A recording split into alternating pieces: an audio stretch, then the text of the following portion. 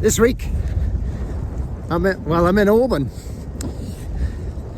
I've had the lovely pleasure of being the skipper on the boat called Silurian, which belongs to the Hebridean Whale and Dolphin Trust.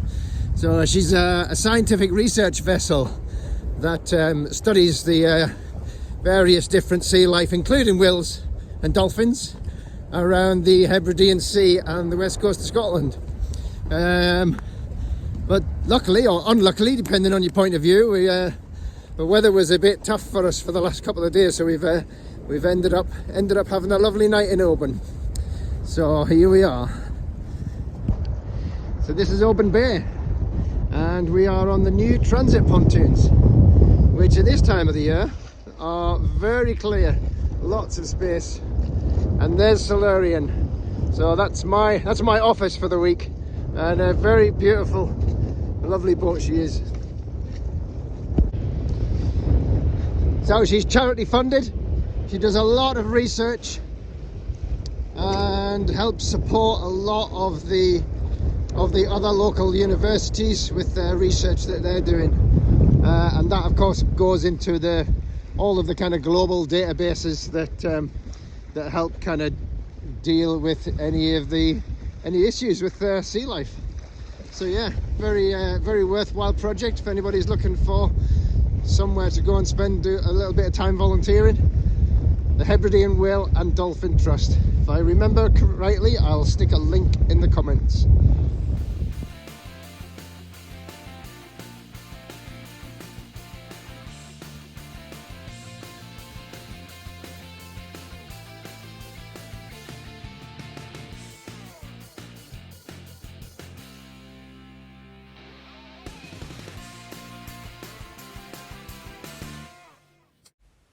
So the week started out with a COVID test, and then into Oban and the ferry to Craignewer, and then the bus to Tobermory, where I joined Silurian.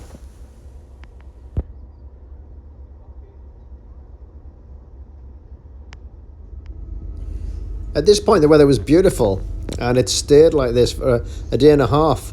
In fact, right until the point that we left Tobermory, and that was when it started going downhill.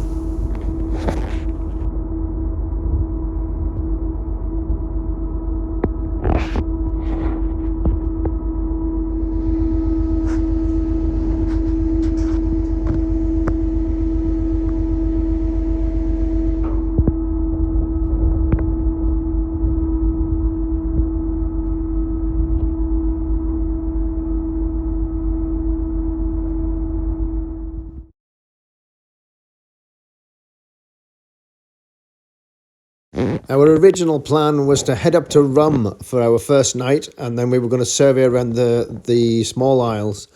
But by the time we got up to Ardnamurchan Point, the swell had got so big that it was impossible to work, and we had to abort that trip and headed back to shelter into Loch Drambuie for the night.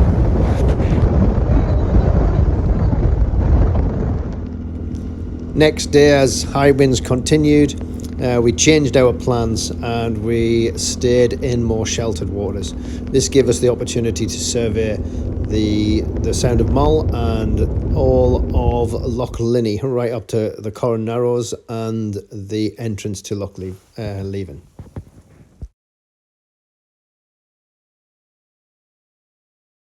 After 2 days of survey in Loch Leven, and unable to make our way any further south, we ended up stormbound in Oban for 2 nights, it turned out. And what better to do in Oban than go and visit the Oban beer cellar?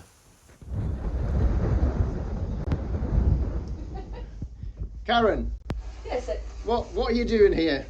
I'm just getting ready for what will hopefully be a busy Wednesday. I'm switching on my neon beer light, which will draw the crowds up Stafford Street to my beautiful little shop. And what is it you sell here? Beer. Mostly Scottish, some German, some Belgian, and a very little bit of cider down here, but essentially 250 different Scottish beers. And what would be, if you had one beer for today, what would be the beer of today? I hate that question. It's a little bit early in the day for me to decide because it depends on a lot of different factors. Depends on the mood I'm in. It depends on the sort of day I've had, what the weather is like. Over the winter, it's been big dark stouts because they're really lovely to nurse in front of the fire, and they're very complex, and the flavours unfold as they warm up, and they're very, very comforting. But now the weather's getting a bit nicer, maybe something a bit lighter, maybe a little bit fruity, or don't know. There's so much to choose from. It's great. Love it.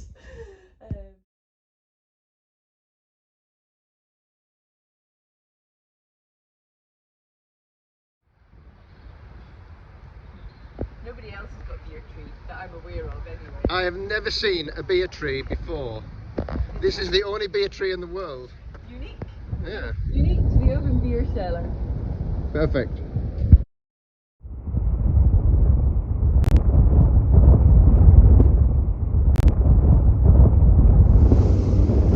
Finally the weather breaks and we can get back to sea.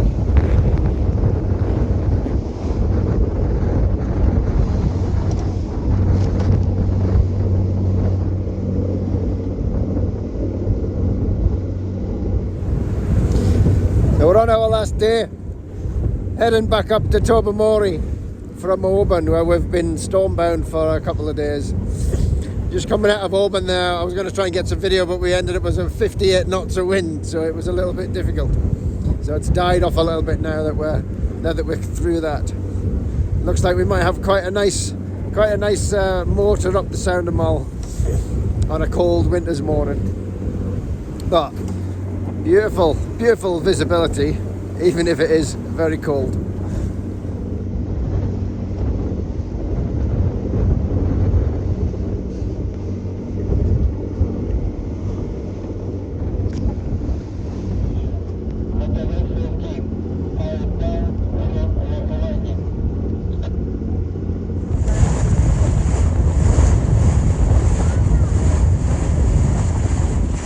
Karen, can you tell us who you are and what it is you're doing here?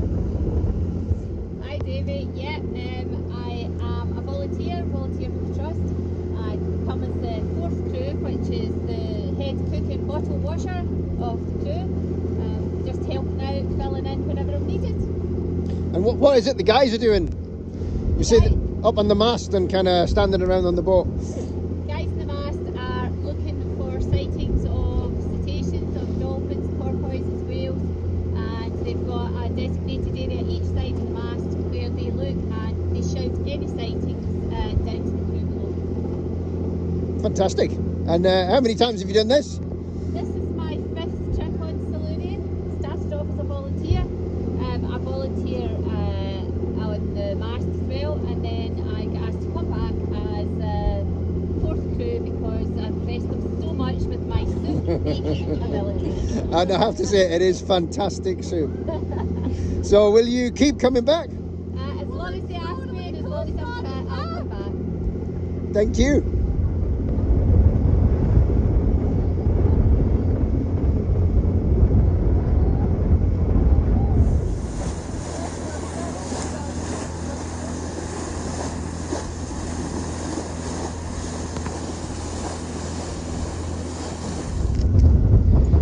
Bruce, can you tell us who you are and what you're doing here? Hi Dave, my name's Bruce. I'm the first mate on Silurian, the Hebridean Whale Dolphin Trust's research yacht, and my role on the boat is to try and make everything run smoothly. I need to know where all the stores, all the food are, where all the stores are, where all the food is, make sure everyone gets fed, make sure people are in the right place, and try and keep a grip on any defects and repairs that need doing. And this is quite a new job for you, isn't it? This is a bit of a departure, a new career late in life. Used to be an airline pilot, now I'm a yachtsman. Fantastic. Yeah. How are you enjoying the change? I'm loving it. I came on several trips with Hebridean Whale Dolphin Trust as a volunteer, so I kind of know what I'm letting myself in for. But it is slightly different to step into the first mate's role compared to being a volunteer, but it's great fun. It's an amazing area to work in, very challenging conditions, challenging navigation, and a beautiful boat to do it in. And have you got your eyes set on that captain's seat? Oh yeah.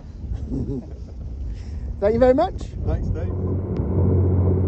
Course change.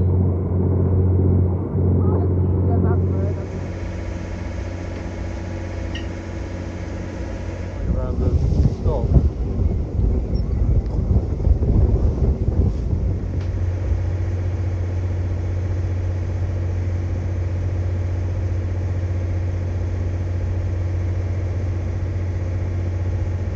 Actually, that means better.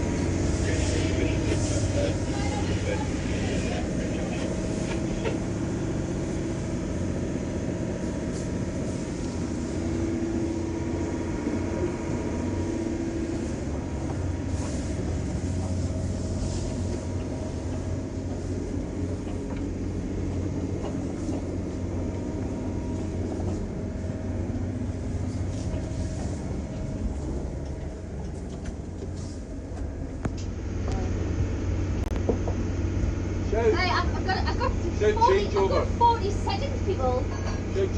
Oh, you've got to be right on the, because it's all about the science. It's all about science.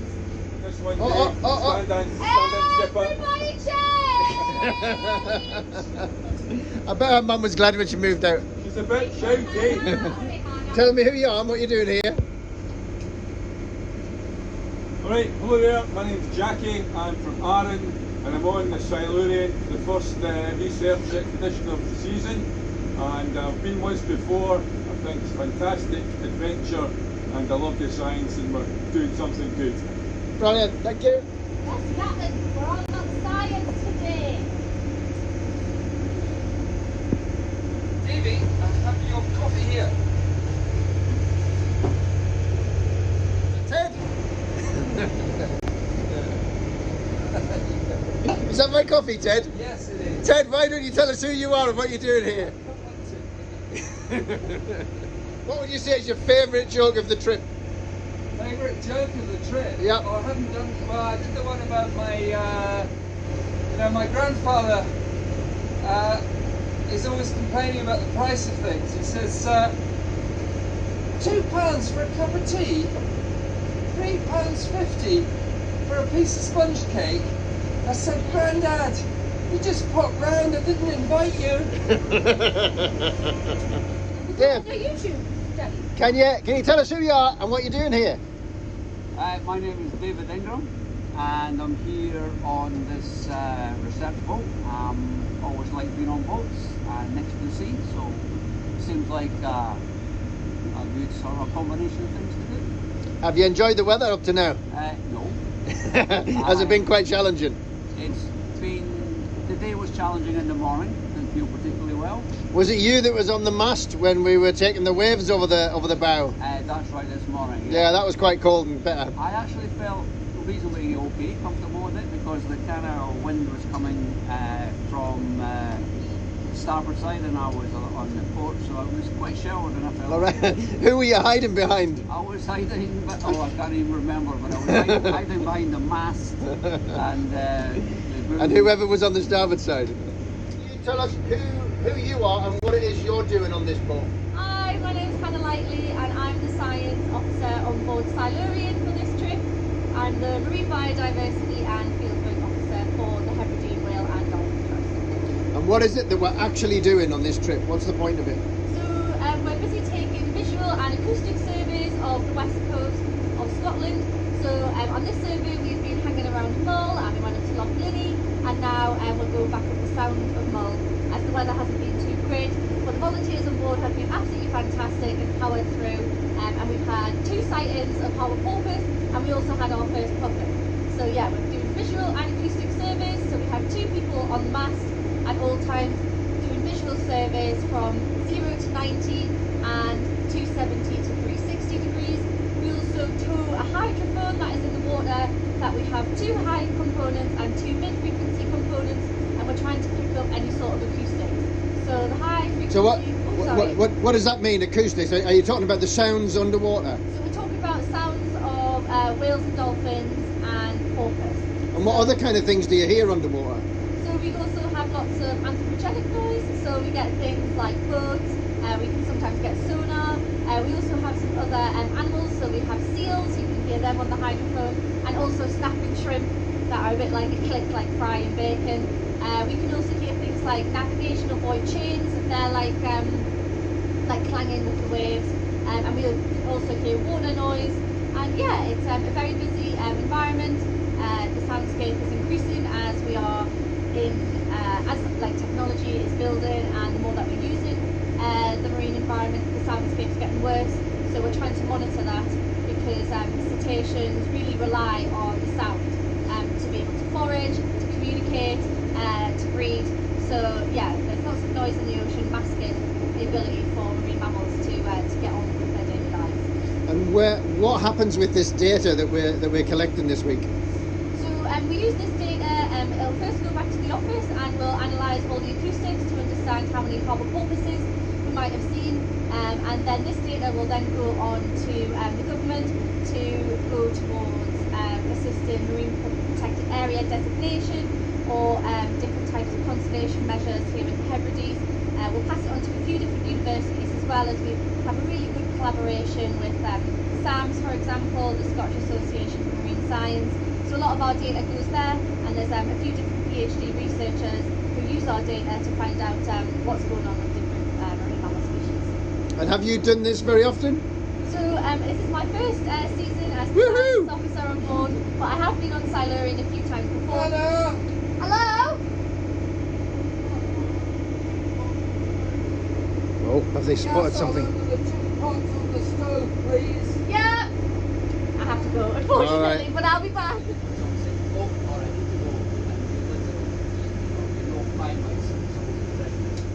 So we thought that was something exciting, but they just wanted you to put the cooker on, didn't they? No, I thought we had a sighting or something. I know. Yeah.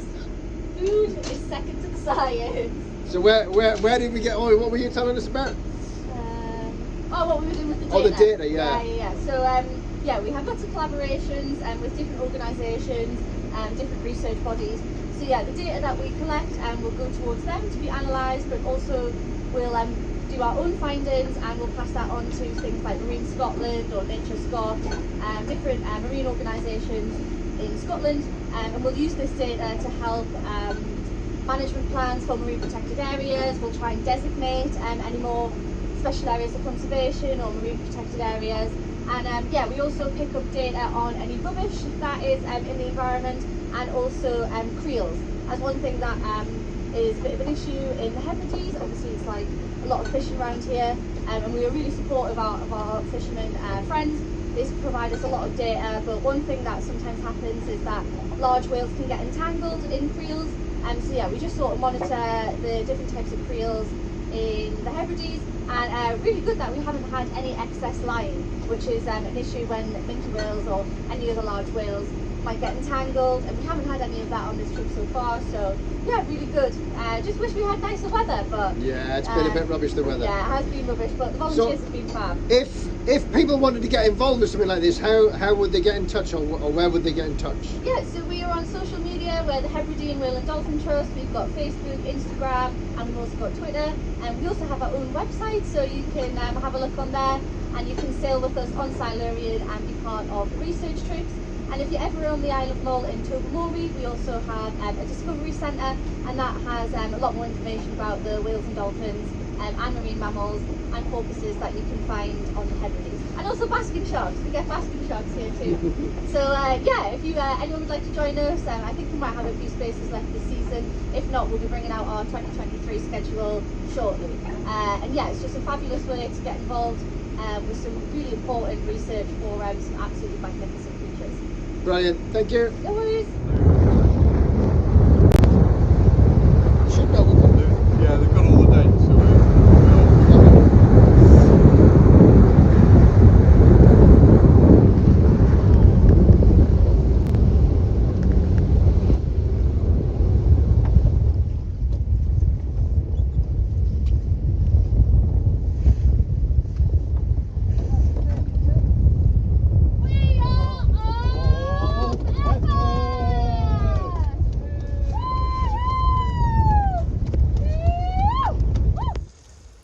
And at the end of the trip, everybody mucks in with the cleanup to get the boat ready for the next group coming. Rescue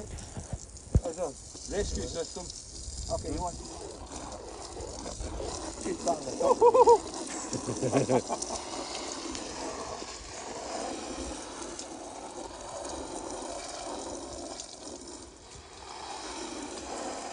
It's not enough pressure.